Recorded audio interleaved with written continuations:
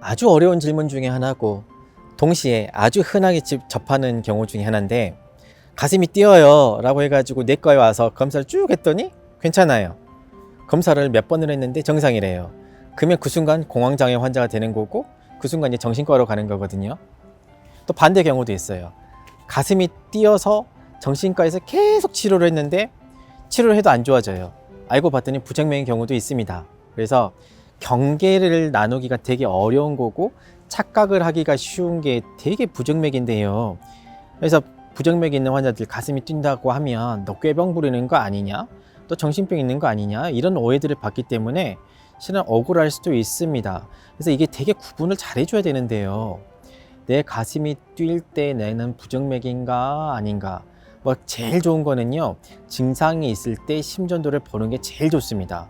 증상이 있을 때 심전도를 봤는데 생긴 모양을 봐야겠지만, 만약에 정상적으로 빨리 뛰는, 그것 보고 우리가 동성빈맥이라고 부르는데, 동성빈맥, 우리가 뭐 긴장을 하거나 달리기를 해도 보이는 게 동성빈맥이거든요.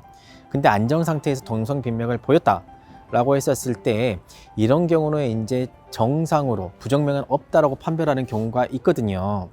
근데 내가 긴장하지 않았어요. 근데 특별한 이유가 없어요. 근데 갑자기 느닷없이 130개로 올라가요. 물론 저는 정신과 의사는 아닌데 공황장애가 나타내는 특징적인 증상이 있습니다.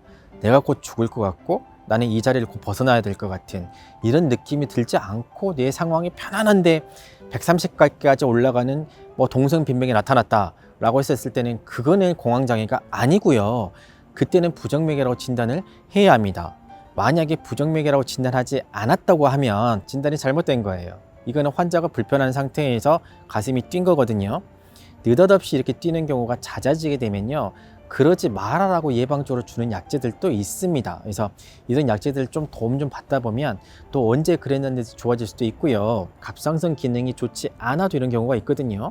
갑상선 기능 항진증이 있게 되면 갑상선 호르몬이 자꾸 심장을 자극하면 맥박수가 올라갑니다. 그래서 혹시나 이런 것 때문에 아닌지 한 번쯤은 감별해 보셔야 되고요. 또 있네요. 빈혈이 있어도 그렇습니다. 특히 여성분들, 내가 생리량이 많거나 하면 이때도 맥박이 매우 빠르게 뛸 수가 있어요. 그래서 이런 경우에는 반드시 검사를 받아보셔야 되고, 모든 검사가 정상일 때 그때는 내가 공황장애인지 아닌지 구분해 보셔야 되고, 제가 말씀드린 몇 가지 포인트만 갖다 대보면 금방 이해가 되실 겁니다.